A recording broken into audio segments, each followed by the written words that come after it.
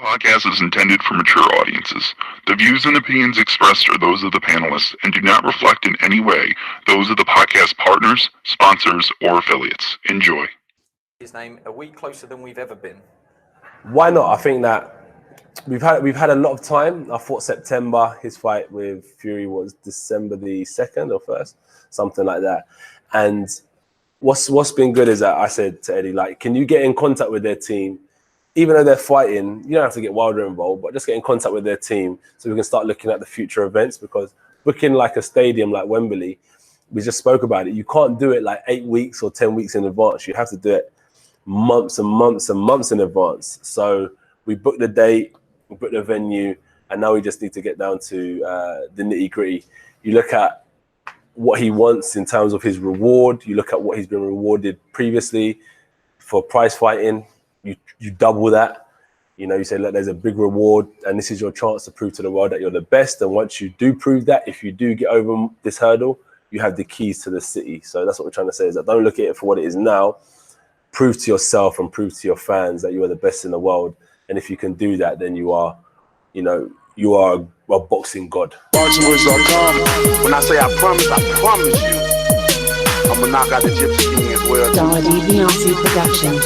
How am I gonna let this little skinny spaghetti hit my face? ThaBoxingvoice.com. Numbers don't lie, and I'm that guy. I'm a dog with this. When I stepped on the scene, I said I wanted this star. I said I wanted that role. ThaBoxingvoice.com. You know, so I'm still on the mission. I'm gonna chase his ass all the way up there. I told him it's an easy fight to make. Some of them like it, some of them don't. ThaBoxingvoice.com. Yes.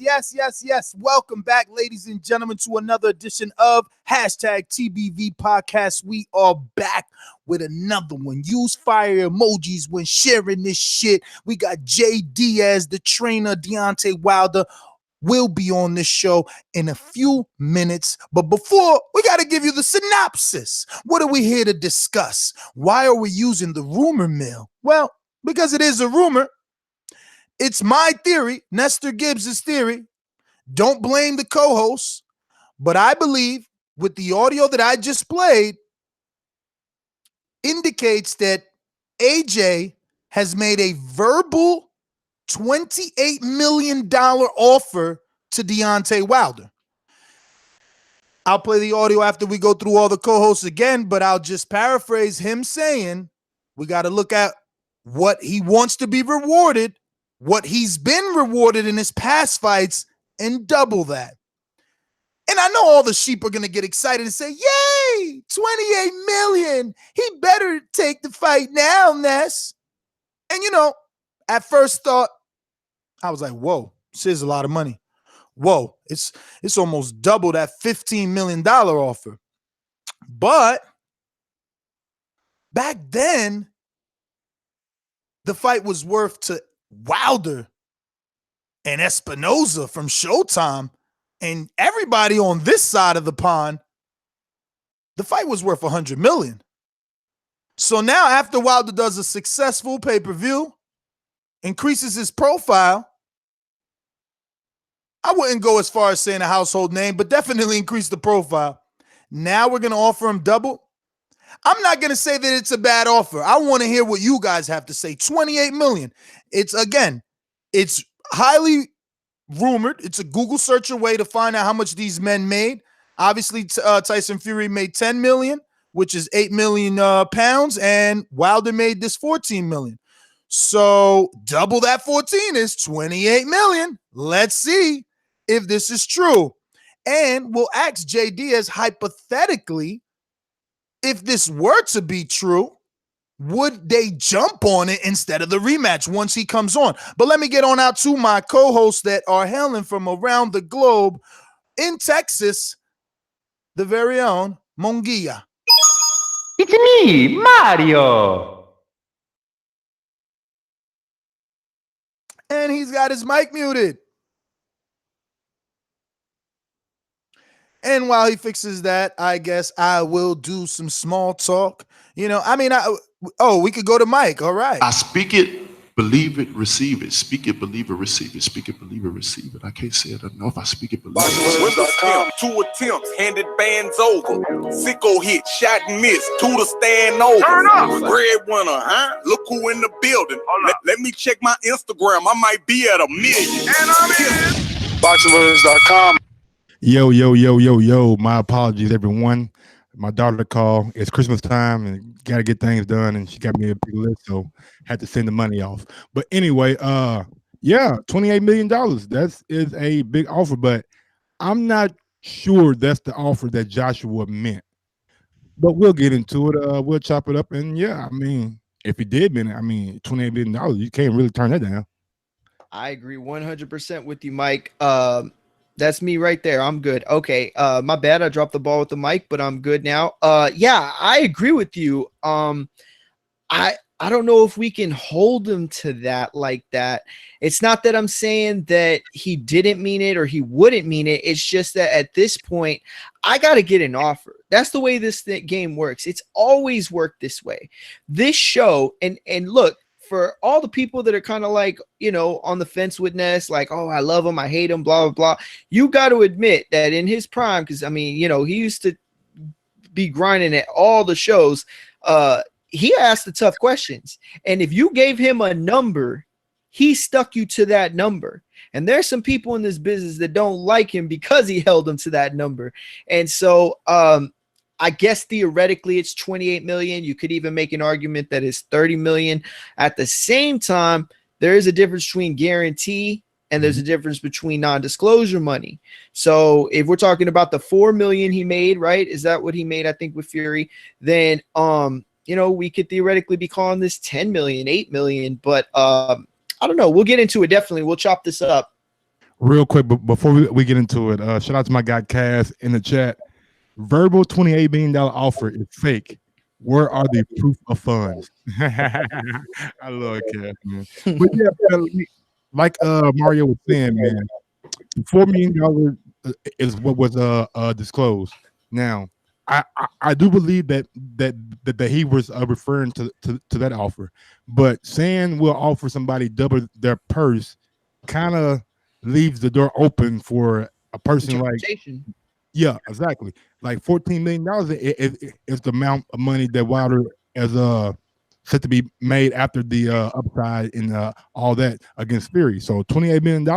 If you say you're doubling a offer, will Eddie make an offer that big? And real quick, while you guys answer that question, I'm about to look up and see how much Klitschko made in this fight against AJ. Now, here's how I'll debunk you and Mario's weak theory. Blow holes in your weak niggas' theories. The whole fact that it could be the double 4 million, which is 8 million, that's cute for you AJ protectors to latch on to. But we all know that Wilder turned down 12.5 million. And then he turned around and turned down 15 million. Then he turned around and has never responded to the 17.5 million that was offered. So I highly doubt this offer is for 16 million. Now, no, not even 16 million. You guys said 8. So I don't know. I'm not a math whiz. Mario, you look smarter with that mustache.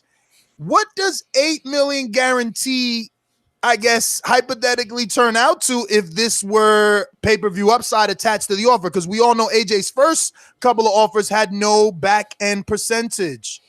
Yeah, that's true. They definitely didn't. I think a safe estimation would put it around 4 or 5, maybe between like 4 or 5 and 6. So we'll call 8 million, or you know what? Let's just be safe, and we'll use a nice round number like 10.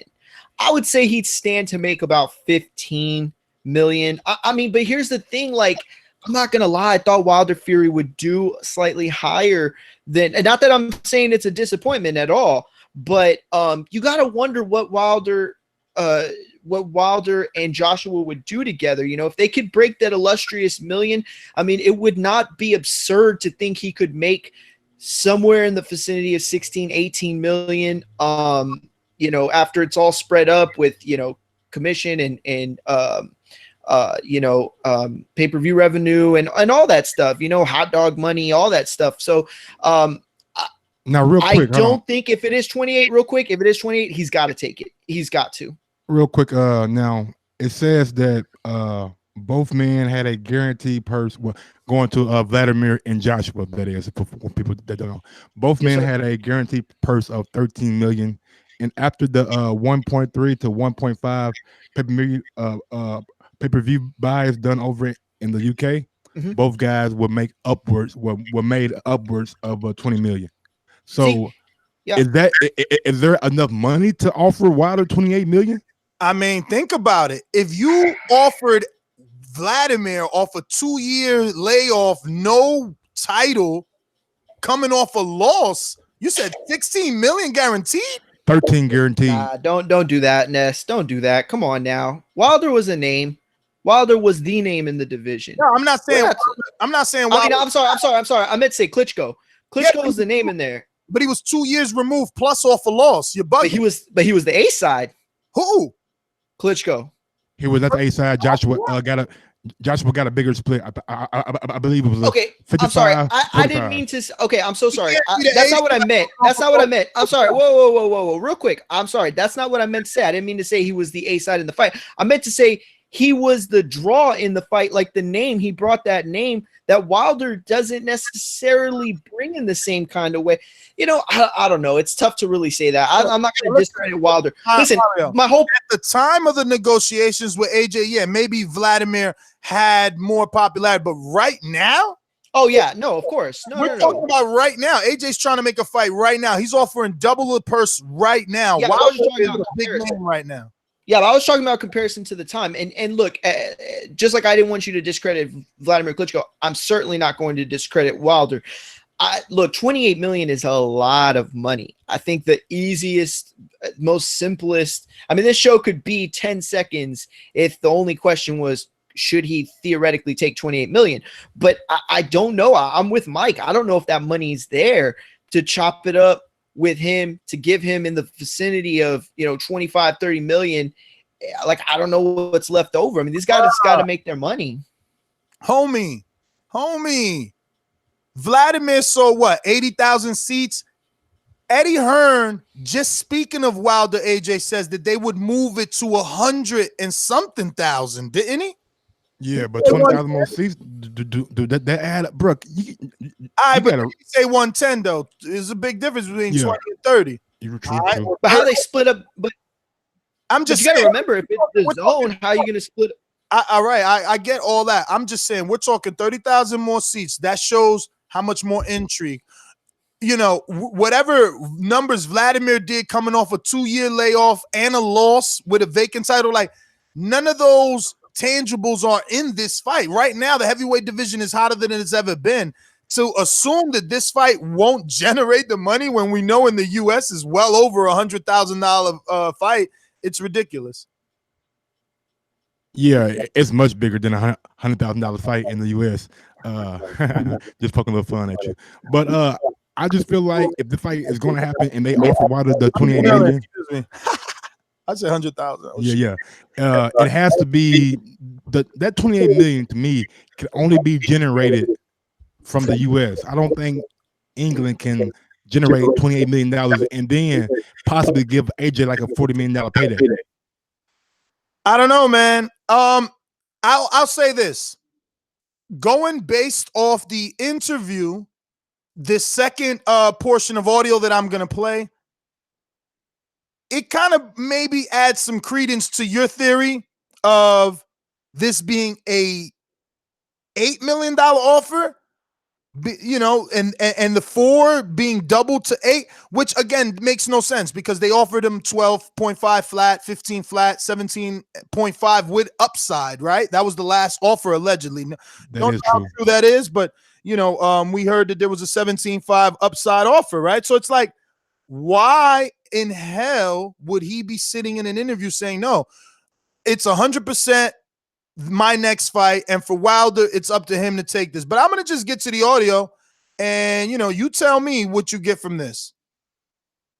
For me, it's 100% because, as I said, the venue and the dates worked. and we're looking at the reward and doubling anything that he's ever kind of been rewarded for prize fighting. But up to him, I'm not too sure. So let's say for this, I'm 50% of the way there, and all I need him to do is fill in the rest, and then we'll get a good fight. So double anything he's ever made for prize fighting. That doesn't sound like doubling the guarantee.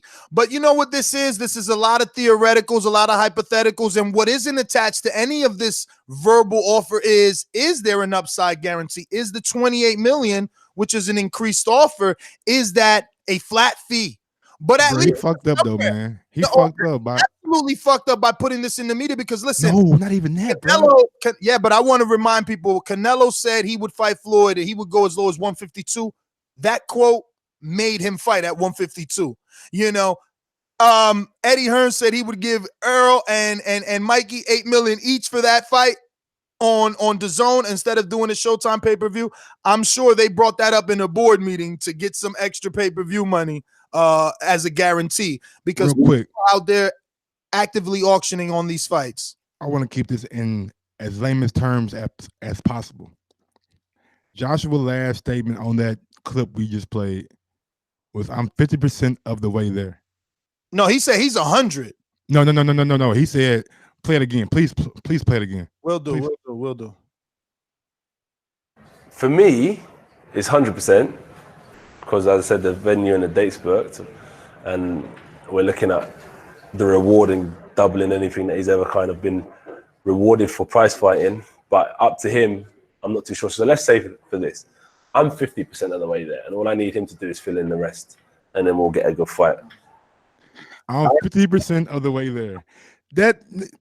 For a layman term, like for just a complete person that doesn't know boxing, if you're 50% of the way there, and a guy has a name like Wilder has a name, why not just offer him the other 50% and just make the big fight? If you need the other 50%, the person being the 50%, why not just give the guy a half and half and go ahead and make a big fight? Don't say you're 50% of the way there and not trying to make it worth the next person's while to like take the fight. Go ahead. I'm sorry. I'm not understanding what you're saying. Like, I think maybe I'm interpreting it different. What he said. I just kept it in like basic layman terms. He says, "I'm 50% of the way there." That tells me that you have 50% of the fight already done, right? You need another 50%, right? I took it as the money, but my bad. You could be right. Money, person, same thing.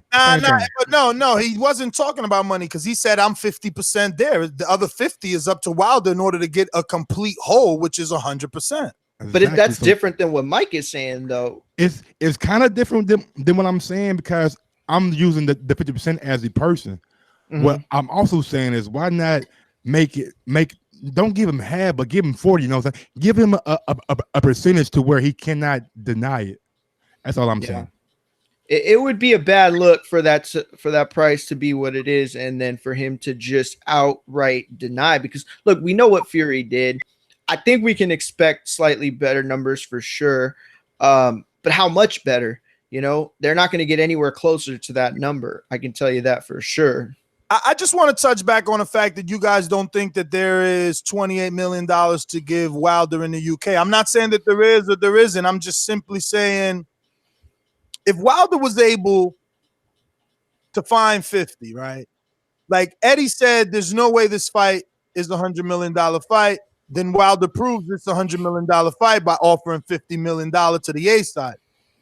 I think that it's set in because in the beginning of the other clip, he says, I didn't want to wait for Wilder Fury to be over. So in September, I sent Eddie to start negotiating, not necessarily with Wilder, but to get things going, open up the lines of communication. I think we need to play that audio again. It's a little lengthy, but we'll do it. I think it'd be worth it. His name a week closer than we've ever been. Why not? I think that we've had a lot of time. I thought September, his fight with Fury was December the 2nd or 1st, something like that. And what's been good is that I said to Eddie, like, can you get in contact with their team? Even though they're fighting, you don't have to get Wilder involved, but just get in contact with their team so we can start looking at the future events, because booking like a stadium like Wembley, we just spoke about it. You can't do it like 8 weeks or 10 weeks in advance. You have to do it months and months and months in advance. So we booked the date, we booked the venue, and now we just need to get down to the nitty gritty. You look at what he wants in terms of his reward. You look at what he's been rewarded previously for prize fighting. You double that. You know, you say, look, there's a big reward, and this is your chance to prove to the world that you're the best. And once you do prove that, if you do get over this hurdle, you have the keys to the city. So that's what we're trying to say, is that don't look at it for what it is now. Prove to yourself and prove to your fans that you are the best in the world. And if you can do that, then you are a boxing god. Now, that audio out firsthand sounds amazing, but it also sounds like you guys might be right of this $4 million guaranteed for the Fury fight being doubled and that being the offer, because he's like, don't look at what you're making right now. Look at what you could possibly make if you beat me. You have the keys to the city, meaning don't focus on this shitty offer. Focus on the fact that if you beat me, you'll be making the shitty offers. That's kind of fucked up. It's a problem we've been having. No, I like it. See, look, I said this a while back. I think this fight is ahead of its time in a sense.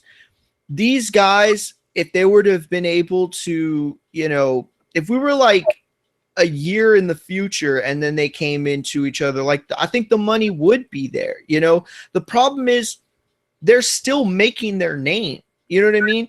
And they're going to make their name off of each other. So it's like the risk reward that exists. It's like the risk is so far out there with the reward that could potentially be so much even further out there if they were to wait. And please don't make the mistake of me saying that I want them to wait. Not at all. But it's like with Mayweather-Pacquiao. You know, Mayweather-Pacquiao, these guys established themselves as names. Pacquiao had a Marquez. Pacquiao had, a De La Hoya. Like both these guys had a De La Hoya to build their career to face each other. What they need is to each have a Wilder Joshua on the other side that they could make, the Wilder in the UK, a Joshua in the US to further their career. But the reason why I think they make so much more money for each other after the fight is because you saw what Wilder was able to do with Fury. You saw what Wilder was able to do with Ortiz,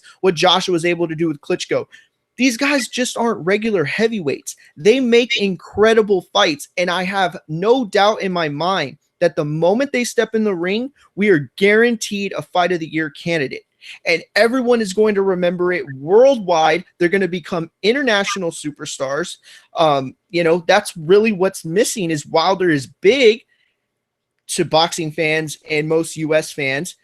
Joshua's big. I would say he's bigger internationally than Wilder, but they still have not solidified themselves as it guys in the sport. You know, they haven't reached that Canelo status. So they're both trying to negotiate this fight as if they are solidified Canelo fighters, but they will never be that until they beat each other. You know, one of them beats the other. And I really think this is a fight where both men step out as winners. You know, obviously we'd have a loser, or unless it's a draw, but obviously one guy would beat the other. But I think they both take away in their careers in the long run. Yeah, man, I'm all for that, but I'm not really right now at this point in time. I'm not really worried about like legacy or who's going to be the biggest star. I just want to see these two guys in the ring and fight each other, man. It's been a lot of talk for a long time, and it's kind of getting to a point where it's getting, kind of drain. Yeah, kind of stale, kind of draining. You know what I'm saying? We're sitting here and we're discussing terms and deals and money and all this shit, when only two men and two parties can make this fight happen. And we still got Eddie Hearn, who was probably back there and doing some kind of business behind the scenes, which I do not doubt. And Wilder side the same way. At the end of the day, this fight needs to happen, and needs to happen this year. Preferably, AJ do his fight in April. Wilder do his fight in April with Fury. Both of those guys come out victorious, and they set up something on down the line for 2019. And go ahead. And that's a bigger problem too. Exactly what you're saying. They have such smart teams behind them that I have no doubt that there are avenues that they could take to, solidify money. Obviously wouldn't be in the same ballpark, but money that they would feel good enough in passing with each other. But for us, that's not the case. If they're not fighting each other, there is a huge drop off in interest. Don't get me wrong. I'd love to see Joshua Fury. I'd love to see Wild Fury too. But there's just this sexiness about that matchup. Wilder Joshua is becoming, a noun like May Pack was, you know what I mean? And so, for us, it's just like you said, it's getting harder and harder to continuously talk about it. I think too, because we saw them for what they were early on in their career. They seem like no nonsense guys. For all the people that hated on Wilder and said that he didn't fight anybody and he wasn't fighting anybody, I thought his career at the time, it was a little frustrating, but they definitely had it. We got a caller, and we're going. All right, ladies and gentlemen, we got a special treat for you. Let me mute this here. All right. We got a special treat. The trainer of Deontay Wilder and manager, so it is a fitting topic with a perfect guest, Jay Diaz, the trainer of Deontay Wilder. I just want to bring you up to speed first and foremost. Thank you for taking the time out to be here on the call with us and just give us a little insight. And I'm sure you don't know, as you don't scourge the internet looking for news the way that we do, but Anthony Joshua's come out on Sky Sports a little over 2 hours ago stating that he is willing to give Deontay Wilder double whatever he's ever been rewarded for in a prize fight. Now, we don't want you to give us his actual number. There's plenty of estimates on the internet, and we obviously went with the biggest at 14 million US dollars. So double that is 28 million. Jay, what do you think about this news?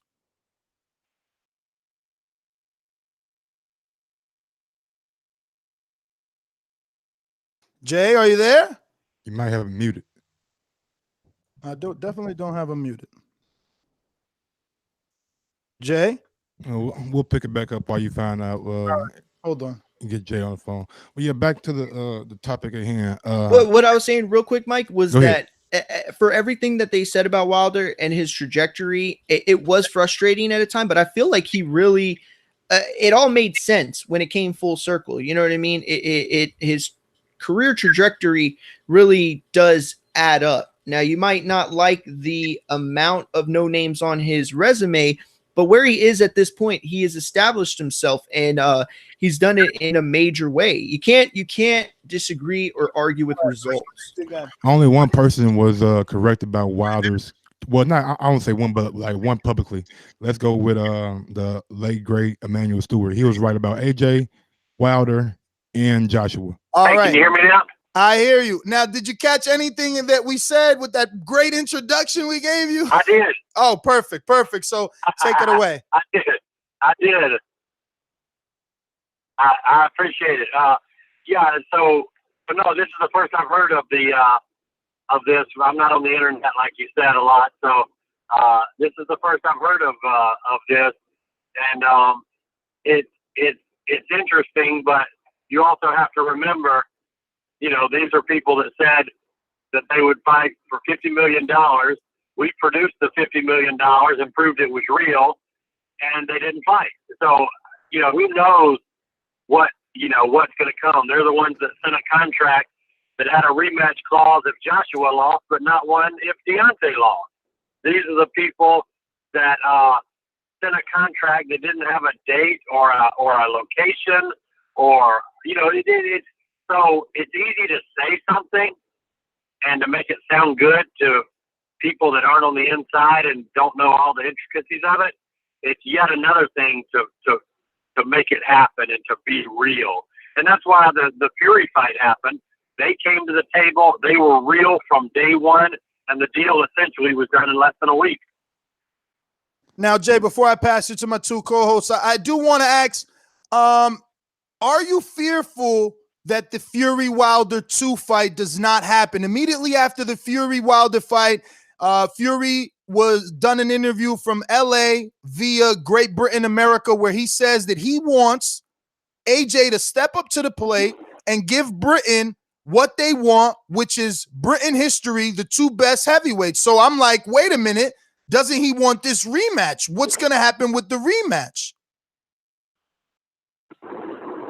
Well, my understanding is that everybody wants the rematch. Definitely, we want it. The fans certainly want it, and that would be the preferred direction that I would want to go in, is to go ahead and, because it's an unfinished business situation. So I would like to have this thing sorted out and then move forward from there.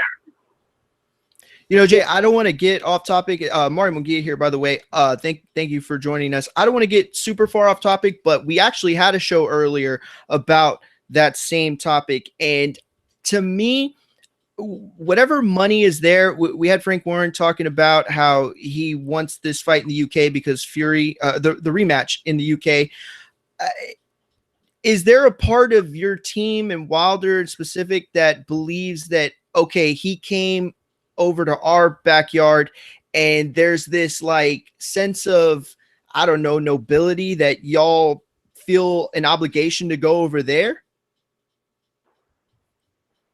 Well, I think it's all going to come down to the dollars. You know, ultimately, which site can produce the most revenue is what we'll handle. We've never had any problem traveling. As in the amateurs, Deontay was China, Russia, Argentina, and so on as a professional. Mexico, Puerto Rico, the UK. Tried to go to Russia to fight, and of course we know what happened there with Povetkin. So Deontay's never had a problem traveling. That won't be the issue at all. I would love to do it in the UK, especially when you can get 100,000 fans in the building. But what people also need to realize is those fans and those pay-per-view buyers over there are not paying the dollar amount that the American consumer is. And so you could make, in theory, as much or more money in America with 20,000 people that you could in the UK with 80. So that's their pay-per-views, for example, typically run about 20 pounds, which is about $30, whereas ours, of course, are $70, $75. So there is a difference there, even though numerically they certainly have an advantage. Financially, it could be a lot closer. So we just have to see. See, it's so funny that you say that too, because that was basically the entire show and what it turned into. So what I'm getting from you, and this is how I feel, is it, with all the logistics, is it just not theoretical to make the fight over there? I mean, is there any pathway do you see that the money could come that would compete with like a Vegas? Well, yeah, I think that there are certainly, with the sponsors that they have over there that could jump on board, that would be tremendous. You've also got to remember, really the biggest thing is, in America, you've got approximately 330 some odd million people. In the UK, obviously, a much, much smaller group. And what happens is that to do a pay-per-view from the UK, you're asking the American, fight fan and general fan to order a pay-per-view that would come on around 3 or 4 in the afternoon. And that's a difficult thing to accomplish. So the Brits are used to it the other way around, about having a super early morning pay-per-view, because they've done it so often. So for me, either way is fine. Whichever way works. I just want to get the fight on the book and get in training camp for it, and let's do it. So I don't care if we fight in the UK or if we fight in the US, or there's also been some interest from some different countries that have come forward. If they want to do something, and they've got the money to do it, then I'm willing to do it anywhere. And I speak for Deontay in this regard. I'll save that country question for Ness. How's it going, Jay? My name is Michael Gross. I met you down in Alabama. Yeah. I was going to ask you now. AJ had a different take on the $50 million. He said that he thought the money was real, and like we all do, but he said that the $50 million wasn't necessarily $50 million. It was more like he had pre-existing contracts that could cut into that $50 million to be like where you guys were offering him $50 million, but with his contract he probably maybe only received 25. What do you make of this, and have you ever heard anything like this? No, and it's hard for me to say because I don't know what what he's talking about or what kind of a thing he got himself into, where he would owe 25 billion. I don't think he was saying that he owed anyone. He said, but I think he was saying that he has things in place that maybe certain sponsors or certain venues already have him booked for that date or for that whatever. I have no idea, so I kind of don't want to comment on anything that I don't have much knowledge about. But all I know is he did say he wanted to fight, and he would fight for $50 million. Then I'll fight. $50 million, I'll sign the contract. So we offered him that, and he didn't sign the contract. So I mean, to me, it's pretty simple. You can throw in all kinds of caveats and curveballs, and well, this or this. But the fact of the matter is, we made him the biggest offer ever made in the heavyweight division's history. And in my opinion, out of 7.442 billion people on earth, we just happened to find the one guy that wouldn't fight for $50 million. But Jay, now the public perception has swayed, and Anthony Joshua does have to come to America and show face and, get on First Take. Do you think that now everything that he's saying could hold some credence, could be a little honest, because, he feels his back against the wall? They're talking about other heavyweights, not himself. And maybe, it's messing with him emotionally. Well, that's, Eddie Hearn, when things aren't going his way and he's not, people are not talking about his guys, he tends to get a little excitable and doesn't doesn't hold his tongue. He starts really trying to come out of the with this, that, or the other. But the truth of the matter is that everybody's talking about Wilder, everybody's talking about Fury, everybody's talking about that incredible fight, one that will go down in boxing history as an amazing fight. I mean, just the heart of Deontay Wilder to produce what he produced in the 12th round, and the heart of Tyson Fury to somehow, some way, find a way off that canvas. I mean, it's just the most compelling story in the world. And also, I can't think of a fighter in the world today, and maybe you guys can, but I have not been able to, that fought tougher competition in 2018 than Deontay Wilder did. He fought Luis Ortiz and Tyson Fury. I don't think anybody's fought. I mean, Canelo fought Triple G, which was a tremendous fight. Then he fought Fielding. Mikey Garcia fought. I mean, you can go down the list. He fought Robert Easter, and I mean, there are guys that have fought good fights, but I can't think of anybody.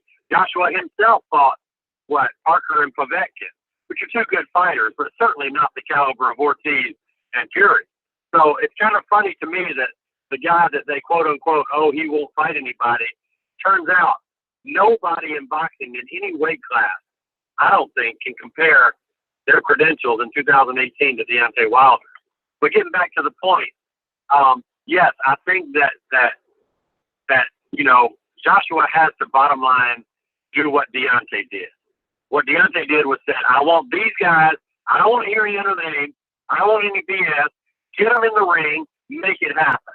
And I think Joshua has to do that with Eddie Hearn, because Joshua, in his heart of hearts, he may really want this fight because I think he's really a fighter. But Eddie may not really want this fight. And he may say he does because it sounds good and say things to the press. But in truth, when it comes down to it, there's always a reason why it can't be done. I think Joshua has to stand up to him and say, you work for me, I don't work for you. I want Wilder in the ring, make it happen. And I think then it'll get done. That's certainly what Fury did. Fury told his people, Fury told Frank Warren, make the fight, don't talk to me again until it's made. And guess what? A week later, they were talking because it was made. Jay, so I got a two-parter here. Hypothetically, do you believe, if this offer is real, that the UK could come up with a $28 million offer for Deontay Wilder? And in regards to the $50 million that you and your team speak of, can you touch on why on earth Frank Warren would say that part of that $50 million offer made to AJ would be coming from BT when Espinoza says the opposite, that money's coming from Showtime? Because you see how it puts a direct conflict. If it's money coming from BT and AJ has a Sky Sports UK rights deal, it would be a conflict of interest. Yeah, did you say Frank Warren said that, or did you say Eddie Hearn said that? Frank Warren said that. That's interesting. You know, my understanding is that Steven Espinoza is correct with that offer. As far as the other part of your question, I just don't know. I certainly know that Eddie Hearn has the resources to make that happen. The question is whether he will. I don't have any doubt in my mind that Eddie Hearn can make that happen. I'm going to be the opposite of Eddie Hearn, because when we made the $50 million offer, Eddie Hearn said, "That's interesting. Let's see if it's real." Now, I found that somewhat insulting from a standpoint of, have you ever known Al Heyman or Shelley Finkel not to be real? Have you ever known Al Heyman or Shelley Finkel to not have the money or not be able to get or line up the money? For him to say, "Let's see if it's real," I thought was just a weird thing to say, given that he knows and his father knows Al Heyman and Shelley Finkel quite well. They knew it was real. They were trying to buy time to figure out, what are we going to do? They've actually matched what we said we wanted. How do we get out of this? What are we going to do? They said, "Let's see if it's real." We bought them a little time, right? So I'm not going to do that to Eddie Hearn. I'm going to show him respect that he did not show Al and Shelley. I'm going to say, absolutely, Eddie Hearn can make that fight happen financially. Now, will he or not? That's the question. That can only be determined when we see the paperwork. But yeah, I believe Eddie Hearn can make that fight happen. I believe Eddie Hearn can afford pretty much anything he wants to afford. It's just a matter of what he wants to do. To me, with all the back and forth in the media, and I said this the first go around with Joshua, let's put it all out on the table for everybody to see. Complete transparency. Put it all out on the table for the media to see. The entire offer, the contracts, the sponsors. Let's just make it very simple. What is every dollar that's coming into this? Foreign TV, site fee, concessions, merchandising, selling the undercard to different countries, etc. Let's see where every dollar coming in is, all the sponsors and all. And then let's see where all the outgo is, all the projected costs. And let's let everybody see it. And then we can decide what's a fair purse. Because at the end of the day, if there's $100 million coming in and we're spending 50 and there's 50 left, then that's one thing. If there's $100 million coming in and we're spending 100, that's another thing. If there's 300 coming in and we're spending 100, that's another thing. So let's just lay it out there and let everybody see what it is, and then everybody will know. I don't have any problem with that. Jay, you are echoing the sentiments of this show for the last year. Absolutely. You are 100% right. And I appreciate the candor, by the way. Real quick, though, and I hate to bounce around, but look, Wilder. Not to interrupt you, but. No, go ahead. Not to interrupt you, but what I'm saying is, let's just scale it way down to something much, much smaller. Let's say we've got a real good fight, and we're going to pay each guy $1 million, okay? And then we look at sponsor, site fee, all the things I mentioned before, all the things that come in. And let's say you've got $2 million in the main event, and let's say you've got $1 million to cover everything else, all the promotional costs, the travel, the hotels, the restaurants, the undercard, et cetera, et cetera. So you got $3 million in it, right? And let's say after all the revenue is said and done, we've got $20 million coming in. I would think that those fighters, in particular the main event fighters, should be able to say, whoa, that's not great for us. There's $3 million going out and we got $20 million coming in. Then somebody's making $17 million that's not even taking a punch. Absolutely. Right? So, in my opinion, when you do that, Now, if you got 3 million coming in and you got 4 million, you got 3 million going out, and you got 4 million coming in, then you say, okay, I understand the dynamics now. But let's put a bigger fight on, and let's lay it all out there and just see where the numbers come in, and then we can go from there. But if they'll make us an offer, we'll certainly look at it. I'll tell you that. Fans and journalists would appreciate that transparency, and I would hope that it would have a ripple effect throughout the boxing community. But real quick, though, I do want to get to this point because look, I believe Wilder. I believed him from the beginning that he wanted to fight the best. And to a certain degree, despite, the fact that you're saying dollars make sense, I think that there is a part of him that, really doesn't care, not care, but, there are times where he'd overlook the money just to get that fight. That said, I am a boxing fan, so I've had my heart broken many times.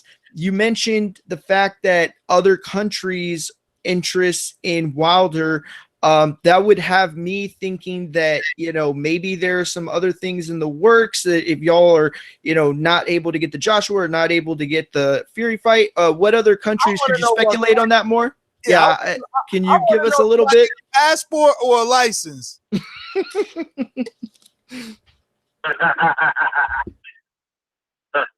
Well, I'm not allowed to say which countries. I can tell you that from a continental standpoint, one that I've heard from is in Europe. Another 1 to 2 that I've heard from are in Africa, and then there's possibility of some Asian interest as well. Wow. Okay, Jay. I know Wilder's gonna want that Africa. Yeah, of course. My question is, now it's well known that Wilder was not really too happy about the Showtime commentary. Now, I know you're his manager, and you are supposed to do what's in his best interest. If a rival network, let's say a ESPN or a DAZN, or maybe Showtime wants to, not Showtime, but HBO wants to do like special events with Wilder, only him. Would you guys consider going to another network, or are you guys under contract with Showtime? No, it's a fight by fight thing with Showtime. Showtime's been very, very good for us, and I think that Stephen has in particular been a great friend and a very, very helpful. I mean, that being said, obviously, you would have to look at anything that comes in. If something comes in that that is in the best interest of Deontay, obviously, as management, we have to look at that. But we do have a great relationship with Showtime. I do feel that I'm like what Deontay said about. I haven't heard all the commentary, but my understanding is they that they kind of just got on the Fury bandwagon and didn't really come off of it. I'm gonna have to watch it and listen and see exactly what they were talking about. Most fans that aren't what you call really, really true 100% boxing knowledgeable fans, they will pick up the cues from the announcer, and that will become the narrative. I've seen it happen many times where I'm watching a fight, and I'm like, fighter A is really doing well. It's close, and the announcers are just on and on about fighter B. And then they say, "Oh, our viewers agree with us. 82% think fighter B is winning." And I'm like, "Yeah, because you've been on his bandwagon the whole fight." And announcers do that all the time. They get on a bandwagon, and it's tough for them to get off of it.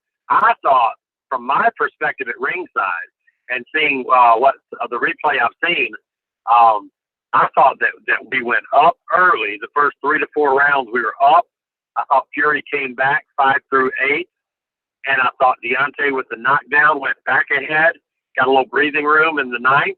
I thought Fury came right back in the 10th and the 11th to close the gap and put him neck and neck, and then I thought the knockdown in the 12th put us over the top. So, so I had it 14-12, 114, 112, 115, 111, right in there. But I thought the knockdown put us over the top. But from the announcer standpoint, you would never have thought that. Now, Jay, you must have watched our live fight chat, because that sounds just like my card. Come on, man. How you gonna watch it from the corner? No, I'm joking. Jay, so well, on the corner, from the corner, you're not scoring it, but you have a kind of an intuitive feel for how it's going and how you feel. And I felt, you know, after the first few rounds, I'm like, okay, we're in great shape. And then, you know, Fury is a tremendous fighter, and people have to recognize that, you know, when you're in there, you could have, should have done this, should have done that. Well, you've got somebody in there that's not wanting you to do those things. You've got live resisting opposition, and live resisting world-class lineal champ, 6'9", 250-pound opposition, who's also very, very strong-willed. So you're not always going to be able to do every little thing you want to do. I mean, if that was the case, just tell the running back, hey, all you got to do is just take the ball and score. Every time you get the ball, just score. That's all you got to do. Well, guess what? There's 11 guys on the other side of the ball that don't want him to do that. So that being said, I thought that we were up early, and then Fury being Fury, he came back, and I thought, wow, this is getting really close. Right about the 9th round, and that's when Deontay had the knockdown. I said, okay, we're back in good shape. And Deontay always being good late in fights, I thought we were in great shape there. But to Fury's credit, he came back in 10 and 11, and that's why I told Deontay before the last round, do you have a big round? Can you give me a big round? And he said he could, and he did. So, Jay, I wanted to ask if you could just put to bed some of these rumors that Breland got upset at Wilder's performance and left the corner and wasn't there at the time of the scorecard reading. And obviously, when big fights happen, if the decision doesn't go the way of the fighter, the public, the fans start to say, oh, get a new trainer, get a new trainer. So just to address some of that that's floating around the internet.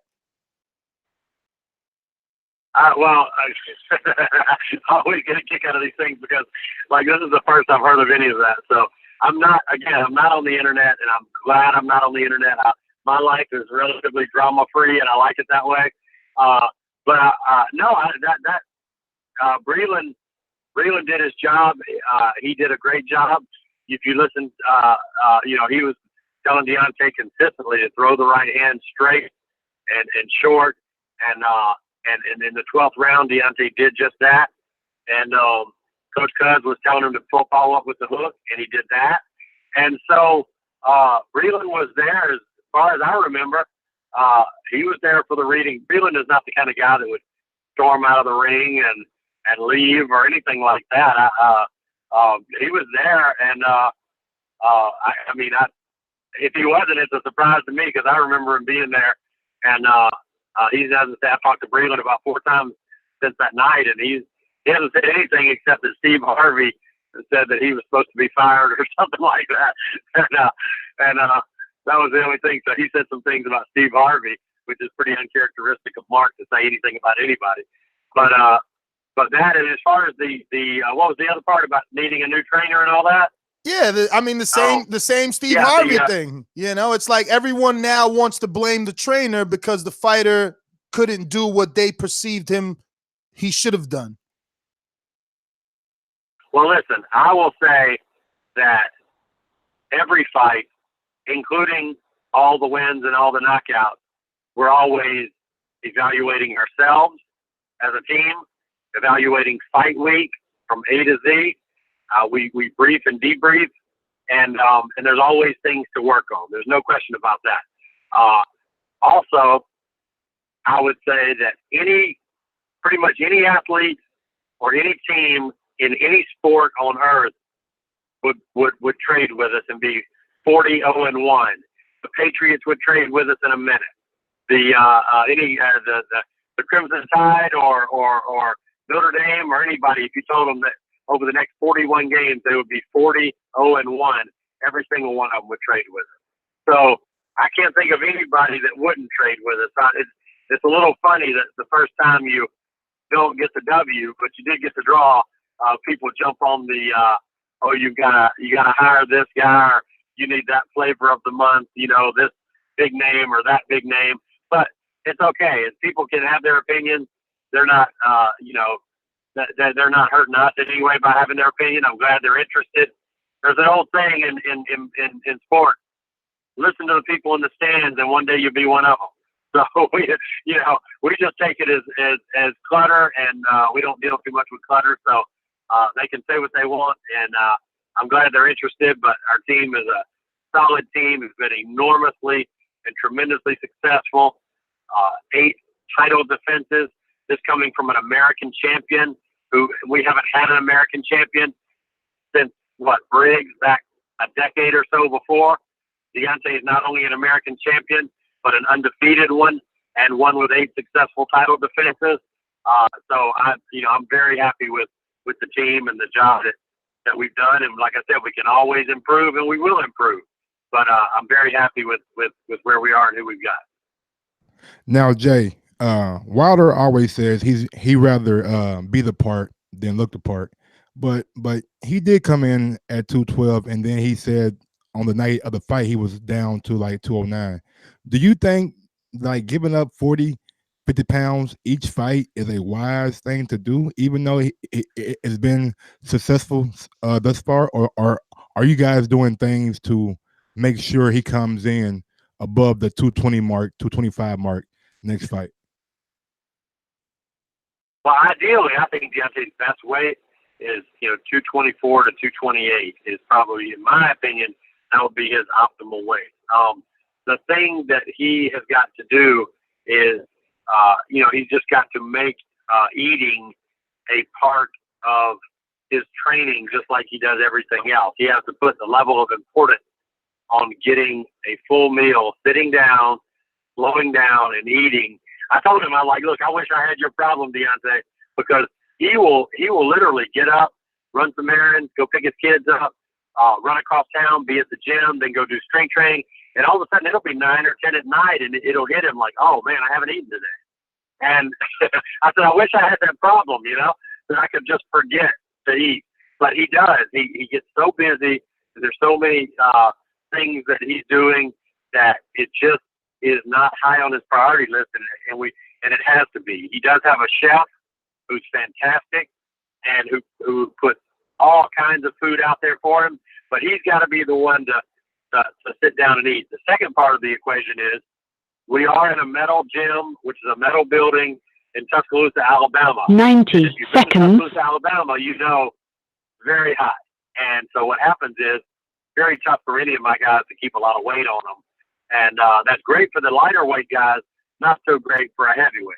But they all tend to lose weight in the gym because it's so oppressively hot. But that's where the best fighters come from. So that's not going to change. So I think it's more a case of Deontay making eating a priority. But what he's doing is amazing. 60 seconds. Considering, the weight that he's coming in at. It really is. It shows just what an incredible puncher he really is, and what an incredible competitor he is. But I would certainly like to see him in the mid 220s. There's no question about that. And he can do that. He just has to make it a priority. But he's very, very high metabolism, and he burns energy so fast. It is difficult to keep weight on him. Real quick, Jay, I wanted to ask this, and I wasn't going to, but I just really want to get your take. Is there any sense in y'all's team that perhaps, because this is boxing, we've seen guys do things like this, are you at all nervous that Joshua and Fury could find themselves maybe trying to negotiate secretly and icing Wilder out? I mean, do you think that would be like a big hit for y'all's team if they were to get that fight off before you could secure a fight with either man? I'm not nervous about that. If the thing that I think that we developed with Team Fury is that after going through what we went through with trying the negotiations with Joshua, it was like the biggest breath of fresh air that you could ever imagine. Imagine dating a girl, and she's not loyal, she's not honest, she's here, she's there, she says one thing, she's posting this, that, and the other, and then you meet a girl who's honest, dependable, likable, a girl of her word, character, dependability. You could see the difference. It'd be like night and day, and that's what it was. It was dealing with Fury was just, it was a wonderful thing to deal with him and his people. And I just feel like they're going to want to do that again, and we're going to want to do that again.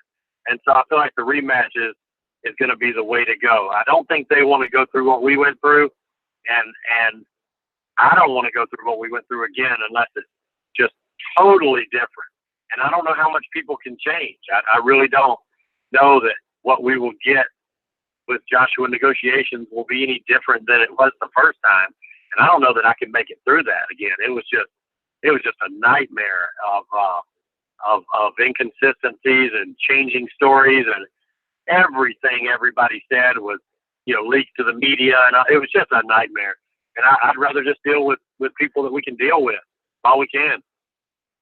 Well, Jay, I want to thank you obviously for your time and coming on the show. It was a pleasure, and we greatly appreciate it. We wish you and Deontay the best of luck, and hope to have you back on soon, of course.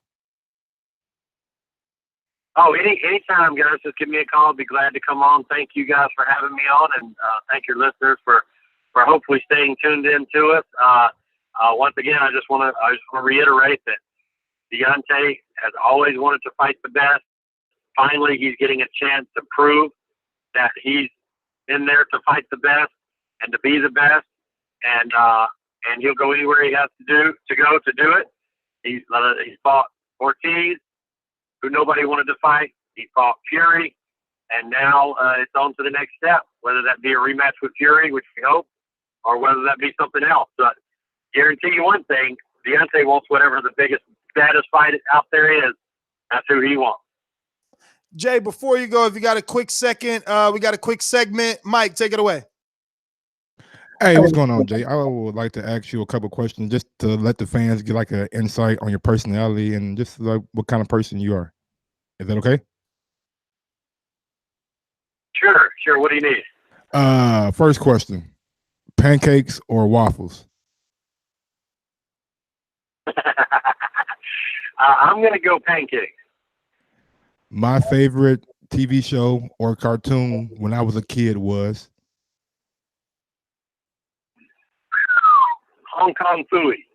Hong Kong Phooey. What the hell is Whoa. that? That's old school. You got to look it up. I will. Remember Scatman Crothers? He did the voice for Hong Kong Phooey. He was a fantastic performer. Do you remember the movie The Shining? Yes. Oh, yeah. Okay, do you remember the caretaker who he was the one who had the shine thing where, and he's the one who got hit in the chest with an axe by Jack Nicholson near the end of the movie, and all the blood ran out of the elevator? Vaguely, Yes, sir. but yeah, vaguely, but yeah. That's Scatman Crothers. He did the voice of Hong Kong Phooey. But go ahead. I'm old Okay. school. If I had one superpower, it would be Wow, that's a good one. Wow, one superpower. Man. I want to say X-ray vision, but I get in trouble with the wife. So I'm gonna say, wow, one superpower. Well, I guess everybody would love to read people's minds, so that would be mine. now taking this time period out of it. If you could live in any time period in history, it would be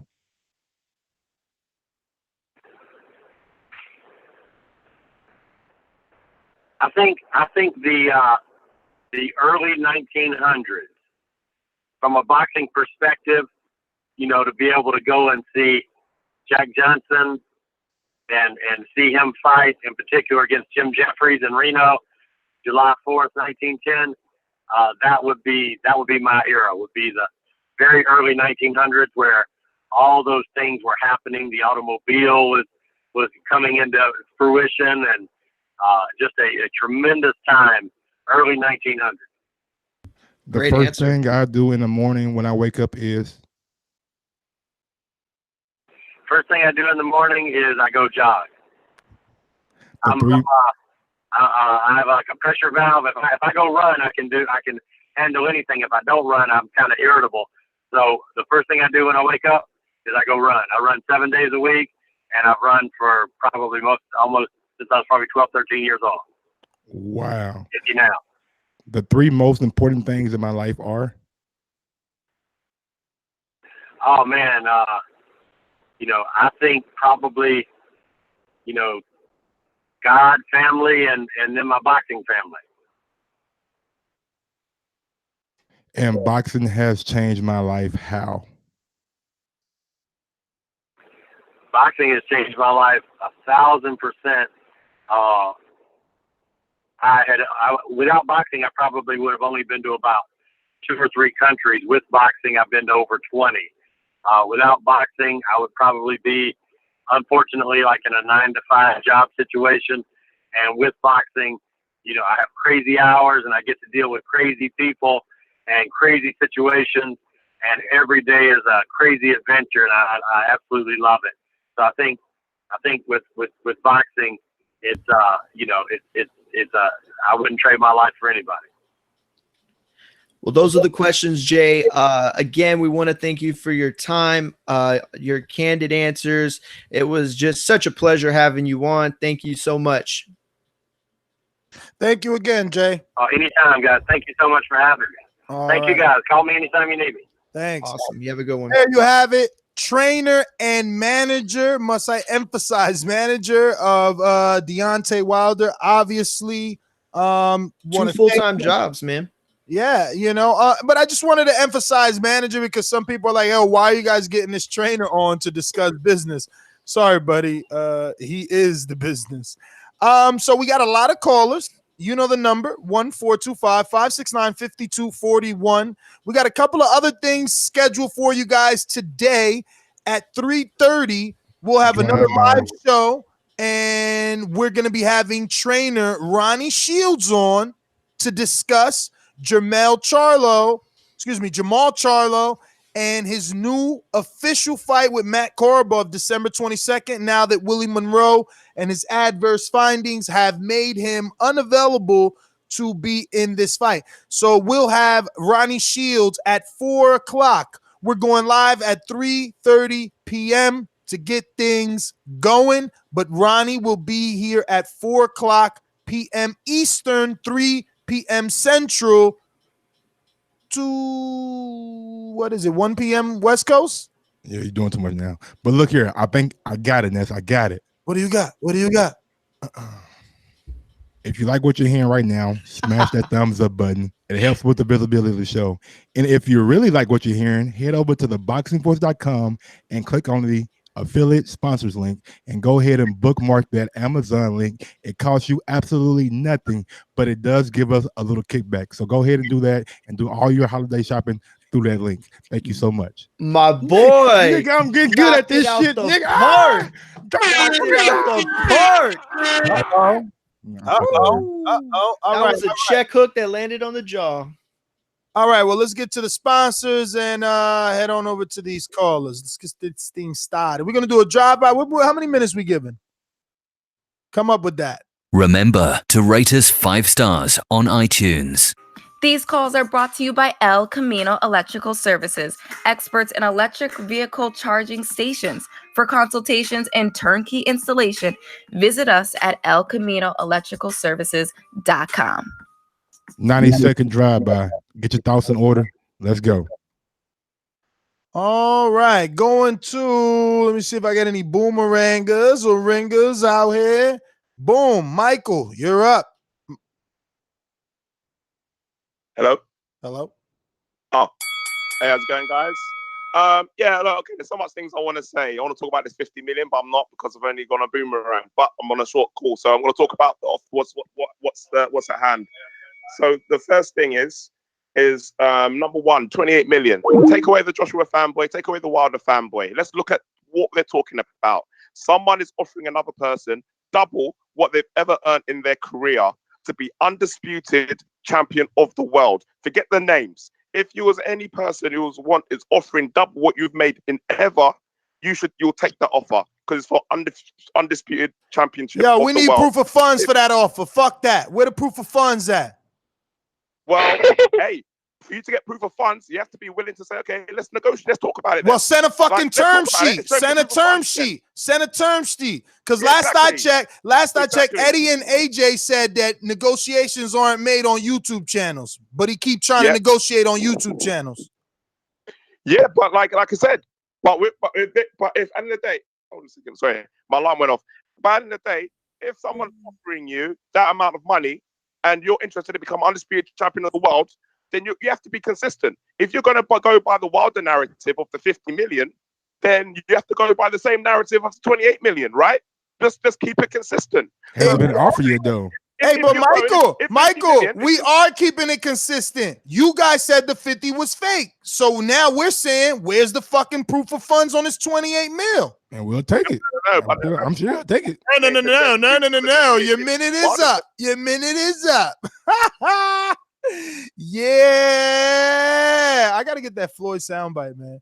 Troy, I'm gonna go all AJ. I think he should have got that extended clip just because you put him against the ropes. Goddamn Troy. Yo, I'm gonna go all AJ protectors. I want to hear him.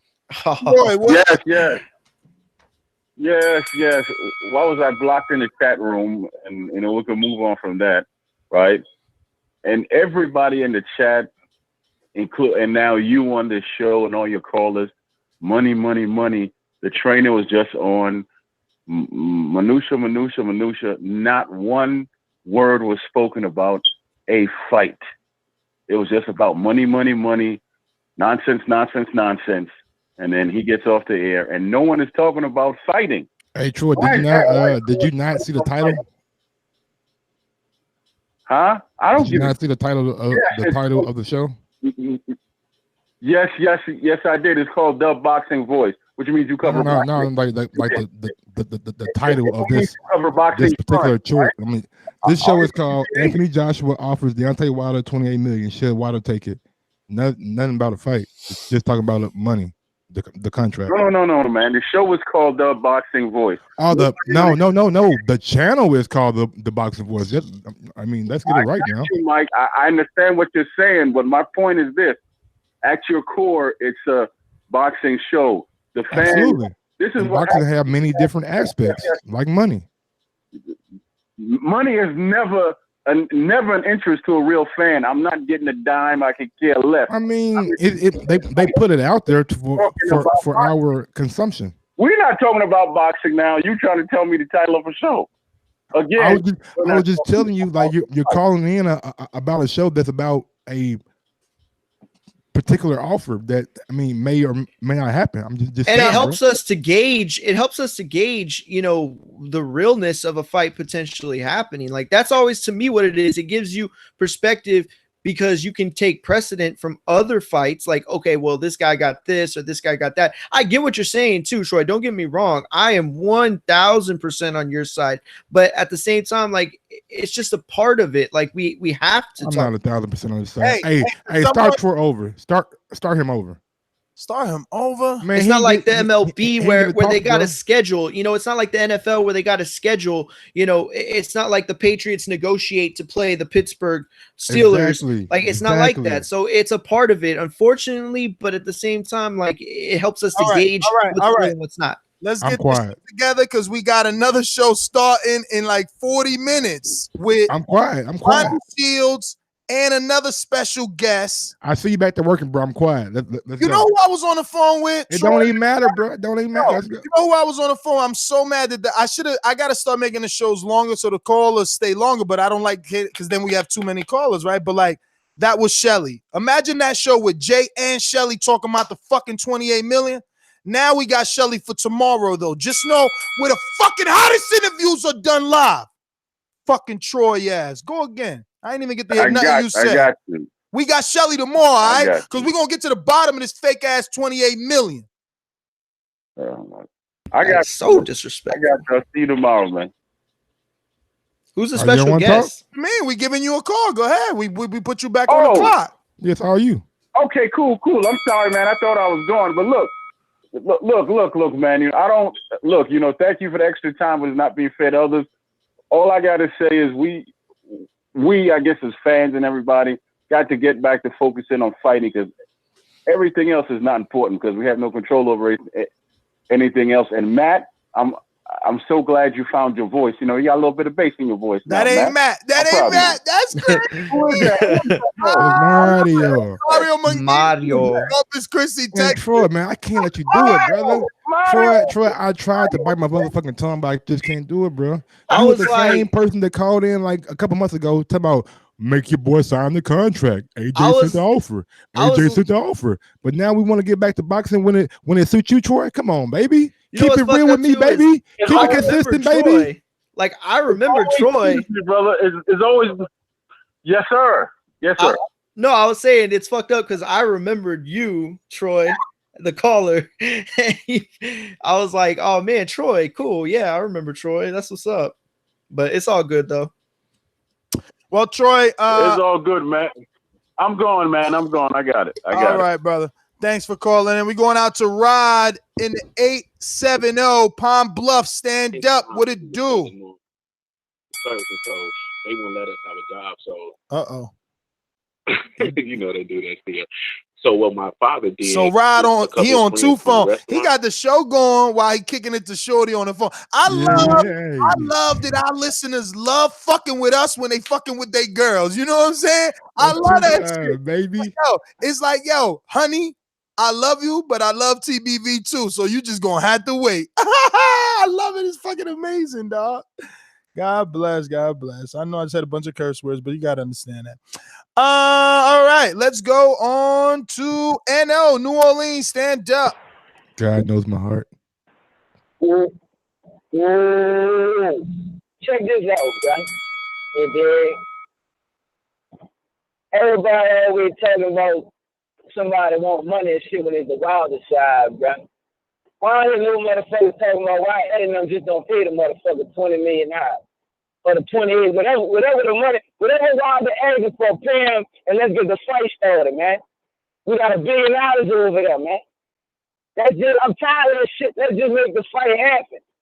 Stop all this fucking talk about I'm inside and up, man. Pay him, you pay everybody else, man. Pay this man. And let's get the fight jumping, man. Stop making excuses, man. I don't know. Ain't nobody. Wilder need to get in and prove it. You don't need to prove shit. Pay the man, let's get the fight popping, man. Ford trying to do the same thing the man to pay get out. He would have took that fucking money, he would have got $100 million, man. Ain't nobody stupid out here. That's my call, man. Nigga, whole out here, man. My nigga motherfucking NO. Always calling in with that heat. Stand up. We're going to, the boomeranger with the background noise. Hit me up. Let me know what's good. Just like the king is what I mean. The king is what I mean. My man get a cup and put. I'm gonna make it quick because y'all bringing together so much amazing content. Shout out to TBV, Mario. I saw you this morning on the back of an old carton of milk, man. I'm glad you resurfaced, man. I didn't want the dogs to have to come, and sniff you out, man. Appreciate you, my man. So listen, I said it last night, and Troy, man, you gonna have to pick a side, man. Troy's straddling the fence, man. Mike, 1 minute it's convenient, it's about contracts, and he turned into an accountant and an attorney, and he know the contracts, and he know what Joshua and Eddie Hearn got popping. Now he sounded like he was listening to me last night because I tried to say that. I said, listen, of course it's about the fight. Of course we want the fight to happen, but what's good for one side, it has to be good for the other side. If we spent all this time, and it's not even about being petty, it's about the business of it, because that's what supposedly was AJ's concern. The business wasn't right. So listen, if the money's there, I'm quite certain that the man that was offering up, however it came, was like, this is what happens when you got so many things. Somebody said it eloquently. He said, oh, if it's 50 million, basically, if it's 50 million coming through, he's only probably going to get, 10 million out of that? And we ain't even talking about taxes. We talking about whoever got their hand in the Anthony Joshua machine. So maybe offer him 75 so he can get 10. I don't know what it is, but I'm sure Joshua, you offered a 20 million. He a country boy.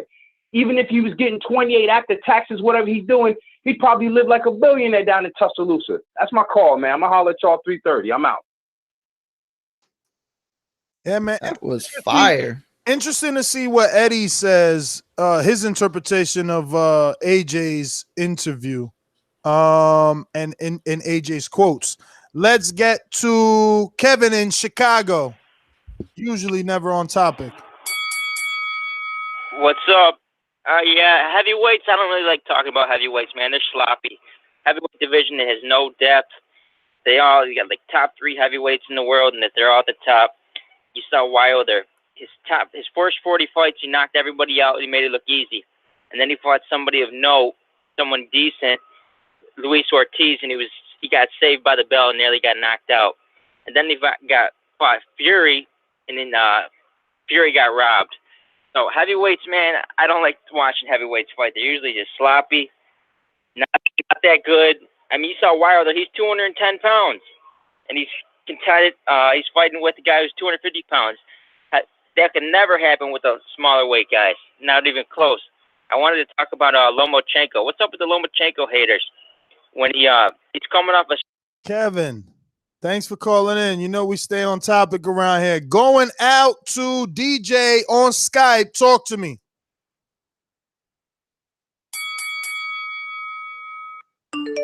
DJ on Skype.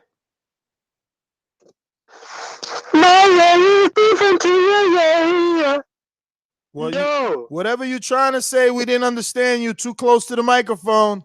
Got your lips on that motherfucker or something, bro. That's not AJ. You kiss him back up. Okay, he hung up. He got scared. We went to Michael, right? All right. DJ, you back? And he's gone. All right, so going to Touch Potential. Hey, what's up? What's up, brother? Who's this? This is Touch Potential here, man. We spoke last week where you guys tried to clown me about the article with boxing scene, even though I was right and you guys. Yeah, you the one that we read it back to live on air because you was like you putting words in there that didn't match. Yeah. The actual wording, what I was looking for, I said equivalent, but the actual wording was something to the equivalent of the boxing rate. But it doesn't matter anyway. You guys know what you're doing. Tomato. We crushed you last week, brother. Don't matter. Come on, let's go ahead and crush you this week too. I got New York and Alabama slams, so that's all good. It happens. You guys are good. But yeah, about the topic this week, man. I share the sentiments of the other callers. You know, it's not about the money. It gets a bit embarrassing listening to you guys sometimes, even though you got a great show and everything. You know, before the fight, it was like, to be the A side, we're gonna have to. He's gonna have to do over 400,000, and you, Mike, was saying he's gonna have to do 1 million, and then he does like 300. You're like, that's great. That's great. I mean, I was being optimistic. I was like 600,000, 800,000. You know what I'm saying? Those were always my steady prediction, but it did 300,000, which equivalates to 900,000 in the UK. 325. Well, 300. So that's 975 in the UK. You know what? Afterwards, you got to say, you know what? It wasn't a success because with all that. How can you say that when the president of Showtime Sports came out and told you what number they thought would be a success, which was 250, right, Ness? 250. And they did 75,000 more than that. So how is that not a success, brother? I'm just because I'm going by what the temperature that you're giving me, brother. I'm a fan. I'm not in Showtime thing. I'm a fan, and I'm on a boxing show that I give my honest opinion about. It was a good number. If you get hold on, Touch Potential. Just don't think it's personal or anything like that. Obviously, we are on drive by. I did give you very close to 2 minutes and 10 seconds. Go ahead, Mario. No, I was just gonna say that I think like you have to gauge it by what other people have done in debut pay-per-views, and it absolutely was a success. I mean, it was a little shorter than I thought, but it was still it's a success, bottom line. Floyd Mayweather did 360,000 his first pay-per-view. So let that sink in. If Wilder goes on to fight 10 more years, we might start seeing that kind of leverage. that kind of number be pulled in. Dude, man, you could only lead a horse to water, bro. Fury hadn't been on American man, you can push TV them in up on how the end, long? too. Nah, what I mean by that I is know, like, I know. information is out there. We've spoken about it so much that it's like bothersome to some, you know. So it's just like if they don't believe, they don't believe. You know, eventually the fight will happen, and there's plenty other fights. I mean, you know, this weekend we got a great fight. Let's get to Going to Ray Cypher, we're going to block out. Miami. Hurricane Ray. You doing, man? Hey, let me tell you though, these AJ fans, these AJ protectors are looking shaky, baby. They're looking shaky, and yo, it's like a double standard for them, man. Every time, you know, they call on the show talking about why hasn't Wilder signed the fight? What's up with the money? Now they want to be on top of the fence, straddling it like your homie said, and just riding dick all day long. That's all they doing. They ain't bringing nothing to the table but just hot air. Bullshit, yo. They keep on protecting this man. You know, I want to see the fight. I think $28 million is something that they could obtain for the fight. And if it's guaranteed, I remember AJ saying that they would offer him a guaranteed payment and there might be some upside. So maybe this is the guaranteed payment they're talking about. And I don't think it's a bad offer. So let's just get the fight done. Hopefully Wilder answers and the money's real, and we get the fight done. That's my call. TVV, that's what's up. Well, thanks for calling in, Ray. Good to see you. Good to hear from you. Remember, anybody calling in, you got to have a friend request. You can't just jump in on here. You know, we're going to KO. Talk to me. Skype.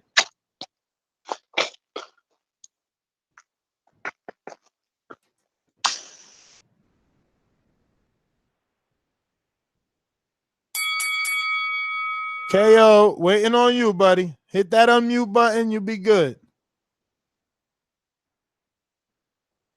There you go. Yo, can you hear me? Yes, we do.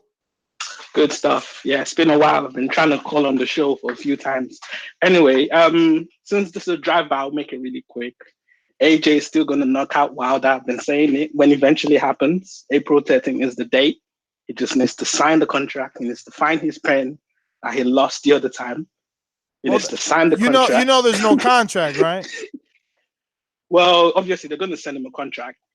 That's going to, you're making an assumption based on what AJ said, you know. So we know Eddie is going to keep the negotiations quiet this time around. So hopefully we get the fight. Well, I mean, how quiet is it when AJ's letting this out the bag? Well, AJ we know he's been on the media for a few days, just trying to obviously get his name out. Show face and let everyone know, because there's people like you spreading a narrative. Remind everyone that there's another champion out there. No, there's people like you spreading narratives that he doesn't want the fight. So just for people like you and some, I have to say, a little bit of idiots over there. So let me ask you, friend, do you think it's double the 14 million that Wilder took home after the pay-per-view and everything, or is it double the 4 million that it's probably double the 14? I would imagine it's the 14, because think about it this way: there's the zone money, there's obviously the money from the pay-per-view, and then there's obviously TV rights. Now, what you guys don't really understand, which I think I should explain, is the fact that AJ's contract with Sky is he actually owns the rights to his fights, and that's something that he was talking about in the 50 million, where he wouldn't own the rights to the actual fight. This is one thing that he said, but you guys seem to gloss over that. But it's okay, you know, I know you guys don't pay attention to facts or details or actual logic, and you're just all emotional like your champion. And AJ's gonna knock your champion out, like I've been saying to you, Ness, for time. I just wanted to happen. Aren't you sad that you've been saying that, like you just said, for time? It's been so long that you've been telling me that, yet he hasn't gotten it done. Cut it. Don't say I ain't give you time. You got 2 minutes and 30 seconds. You know what I'm saying? We got a lot of dudes jumping in on Skype today, huh? Look, we got a Marcus here from Manchester. You need to send a friend request, Mr. Marcus. Then we could add you to this part of the show. Lot of callers. Let me see. We going to Drive by. Hey, if you like what you're hearing, man, fuck all that caller shit and you want to call in, hit that goddamn thumbs up button, man. Help with the visibility of the show, man. We do sitting here putting in work each and every day. And guess what? We'll be back tomorrow and Wednesday and Thursday and Friday and Saturday for fucking live fight chat. 2 fights. Idris, talk to me. Drive by. Idris, your mic is hot. Talk to us. Oh Tim, shit. How long has Wilder been calling that AJ? I don't know. Alright, so how come the only way this since deal is since AJ beat Charles Martin?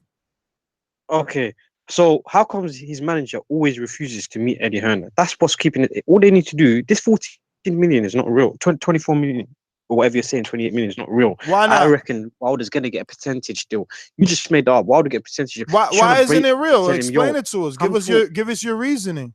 Where did you get this? Where did you get this information from? We played the audio. He said that he wants to reward Wilder double, and he repeated it on numerous occasions. Let me speak. And he said you got to see what he's worth and double it. That's what he said. No. He didn't say what he's worth. He said you got to see what he wants to be rewarded and what he's been getting rewarded and double it. I mean, I could play the audio again. I thought he said you got to see what his worth is from this point. Why are you trying these tactics for? What Why you trying to talk over tactics? me and What drive by and tactics? quiet? Let me just get to my point. Very I mean, you're the quickly, one that comes Yeah. on here after listening to the show for however long you're listening to, and you don't even know the premise or the synopsis. I've said like 10. No, I know what it is. I've listened to the show. I've listened to 10. I've heard like 10 words. You're making it seem like that's the offer. That's not the offer, first of all. Secondly, I think that Wilder's going to get a percentage split. This is a bait, as in, yo, Shelly, just come and talk to us. Because Shelly just keeps saying, no, I don't want to talk to them. I don't want to talk to them. That's how a fight gets made. But he's shook. Why not go talk to them? As simple as that. Go and meet, sit down, and the shit gets made. You can tell who really wants it and who doesn't. For a whole year, you've been Brother, saying, nah. Idris, why are you coming on here pinching a narrative that nobody wants to meet when Eddie Hearn has already come out and said that they're negotiating and that they've made promises to each other not to speak in the media? Yet you want to spit this bullshit narrative. Because you're spitting narrative, I should just move on, right? I should just move on. You've gotten all this time to No. Hold on. What? You've gotten all this time to lie. I know. His shepherd, Eddie Hearn.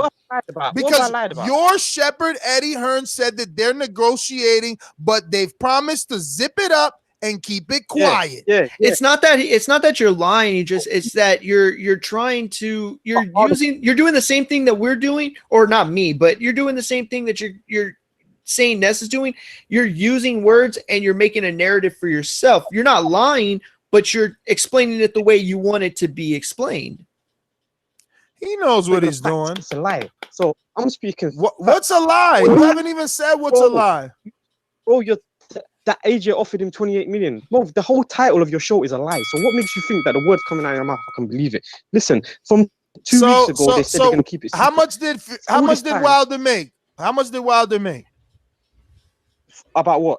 Listen, the title of your show is a lie. So what How makes you think much I'm facts? did this goes he to Mario. make? Mario. How are you saying I'm spitting narratives when none of you are even spitting facts? No. Listen. I will admit that you're absolutely right. There is no website or quote where he says I'm going to give him 28 million. But this is the interpretation that we're getting from him. If he's saying that he's going to double this man's pay, then that's somewhere around. But you listen to the show, right? And you heard me and Mike say that there's also an 8 million aspect to it that could be the narrative. I mean, we're just dissecting it. Which is ridiculous for it to be 8 when they've already offered 12, 15, and 17.5. I'm just saying we're giving both sides of the narrative. Time you went over the 1 minute and we gave you 3. We're moving on to. I thought that was a good call, though. Honestly, Robert, talk to me, Robert.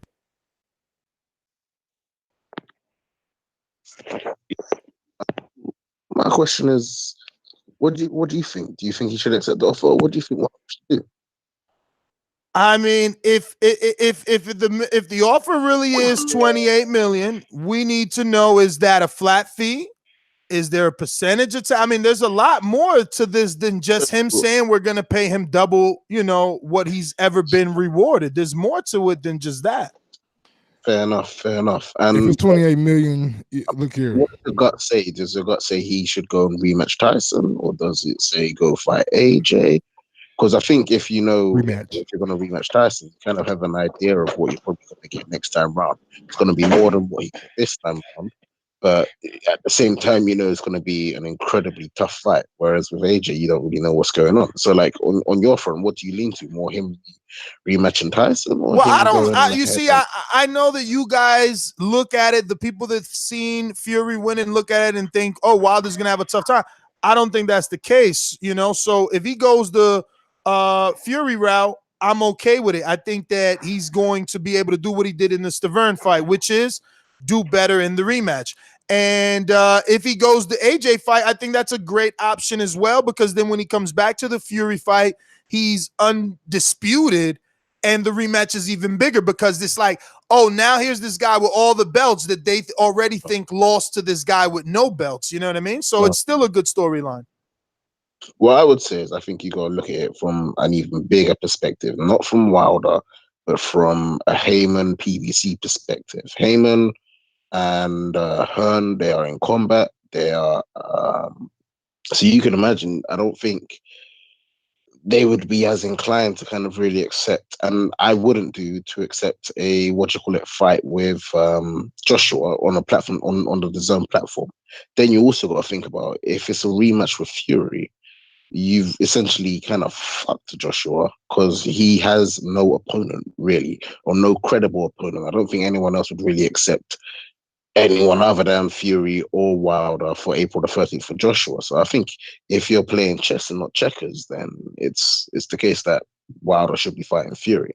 The only danger is, and I'm not gonna lie, I'm one of those guys that felt that Fury beat him, and it could happen again. But who don't know what happened. All right, brother, I got it. Yeah, man. I hate when people say I'm playing chess, not checkers. Sometimes you gotta play checkers because sometimes you gotta get shit over quick. You feel me?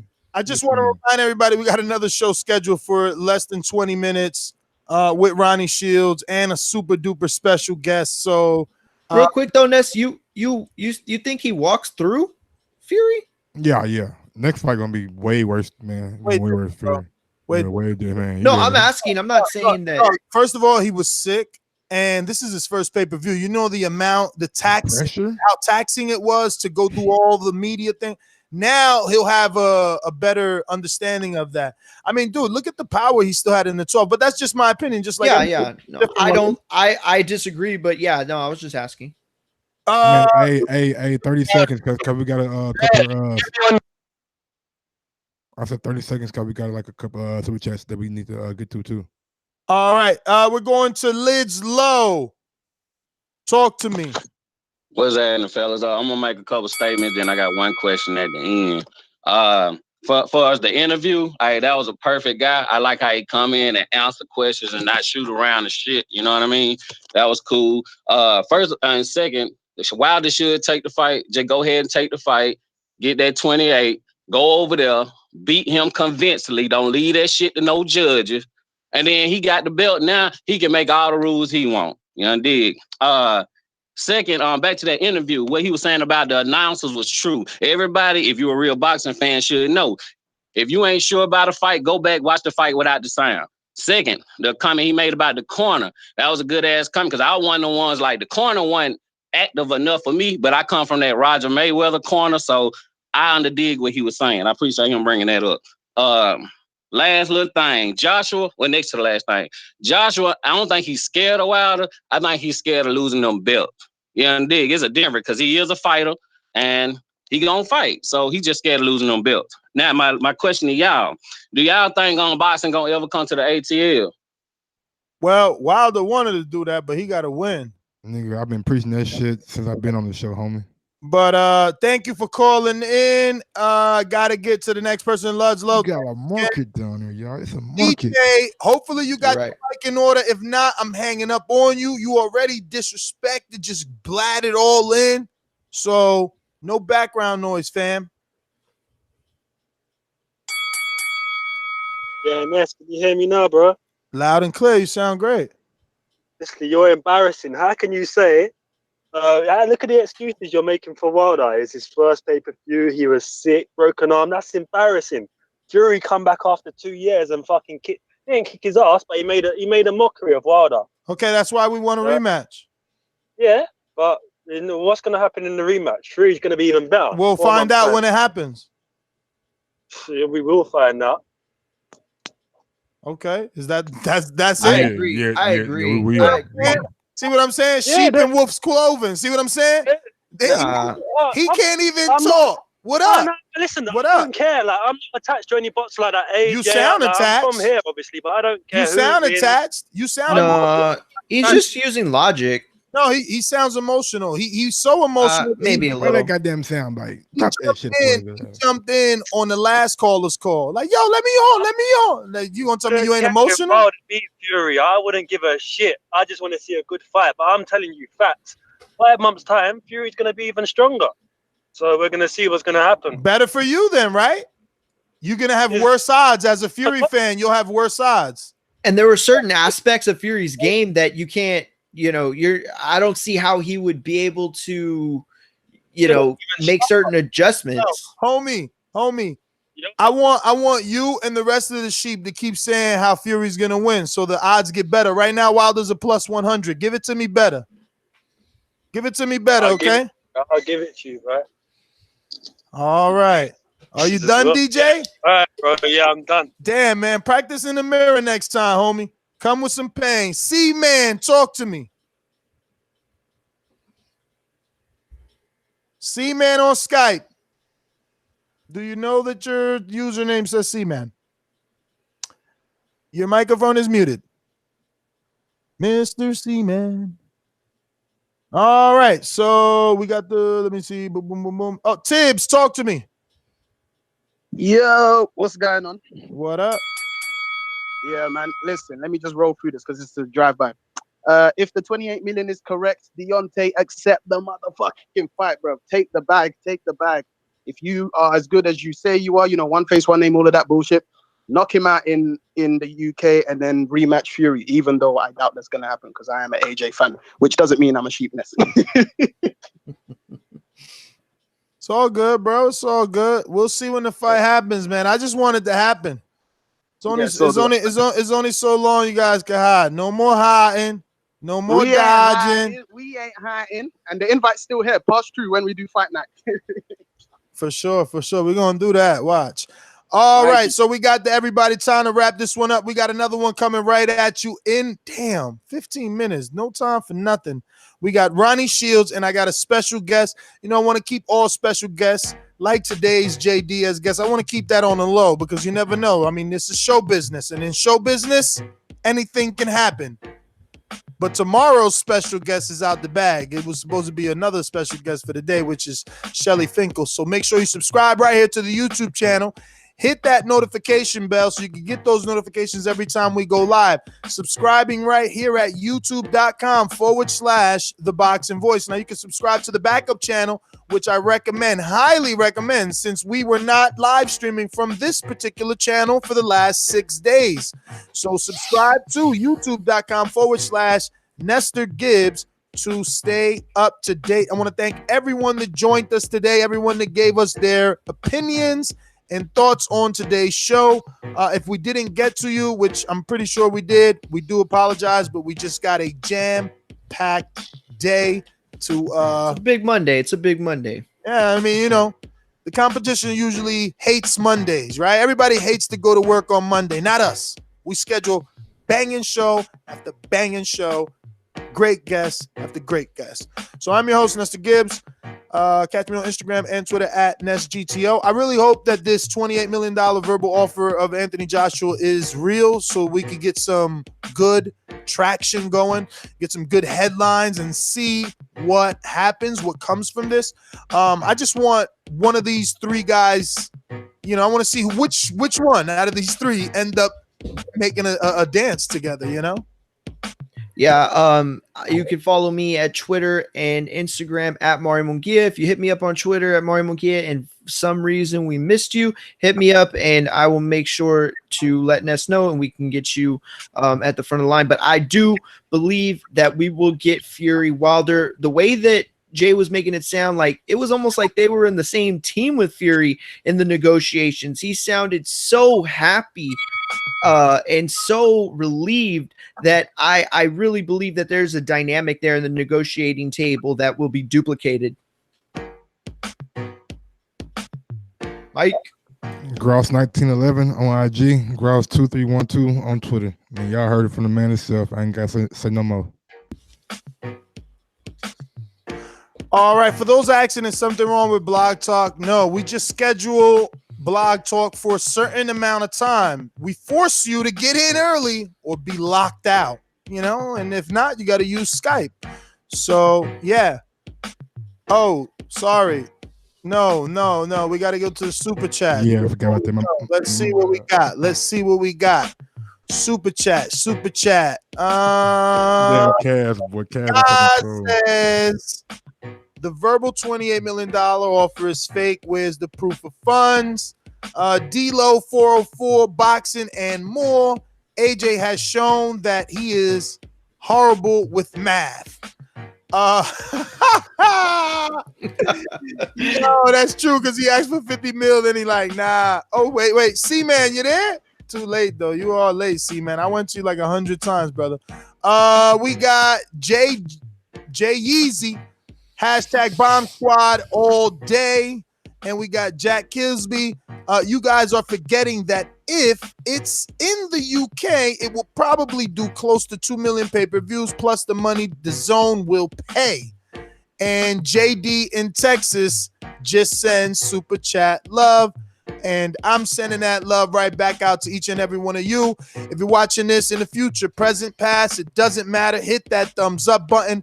Let's make this the #1 show on YouTube the way that it's the #1 show on iTunes. Drop us a 5-star review on iTunes. It works in any country you're in. We'll still get it and read it live on the show and shout you out, whether it's a good review or not. Preferably good reviews, though. You know what I mean? Don't be haters. Anyway, gotta go. Catch you on the next show in about a couple minutes. Bye. Peace.